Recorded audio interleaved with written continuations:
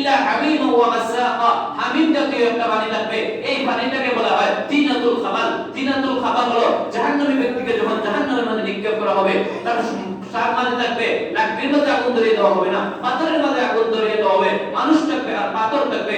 যখন আগুন ধরিয়ে দেওয়া হবে তখন তার শরীর থেকে যে রক্ত আর পুঁজ পড়তে থাকবে, এই রক্ত আর পুঁজ এক জায়গার মধ্যে একত্রিত হয়, এই জায়গাটার নাম হলো তিনাতুল খাবাল। তিনাতুল খাবালের পানি আছে, আর এদের অনেক কোনো পানি নেই। জাযাউ ওয়াফাকা, আল্লাহ রাব্বুল আলামিন বান্দা তোমার উপরে চাপিয়ে দিবেন না, বরং এটা তোমার দুনিয়ার যে কামাই করেছিলে তোমার কামাই ফসল হিসেবে তোমাকে দান করবেন।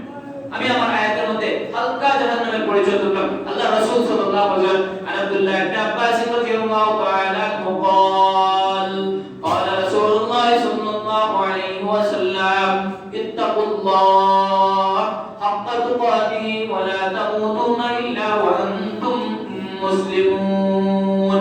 আব্দুল্লাহ ইবনে আব্বাস রাদিয়াল্লাহু আনহু বলেন, আল্লাহ রাসূল সাল্লাল্লাহু আলাইহি ওয়াসাল্লাম একবার সাহাবায়ে কেরামদেরকে এরকম সামনে বললেন, ও আমার সাহাবায়ে কেরাম, তোমরা আল্লাহ রাব্বুল আলামিনকে পরিপূর্ণভাবে ভয় করো এবং পরিপূর্ণ মুমিন না হয়ে মৃত্যুবরণ করিও না। فقال لو ان قطرة من الزقوم قدرت في البحار الدنيا افسدت على اهل الدنيا معاشهم فكيف بمن يكون طعام।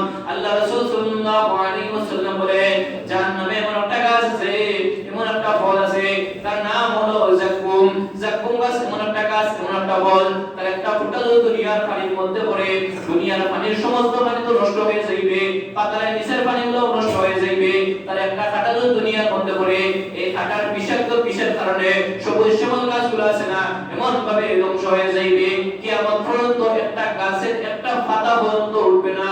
এইরকম একটা বিষাক্ত গাছ, বিষাক্ত একটা ফল আছে জাহান্নামের মধ্যে। ও আমার উম্মত হল, প্রকৃত মুমিন না হইয়া, প্রকৃত মুসলমান না হইয়া তোমরা মৃত্যুবরণ করিও না।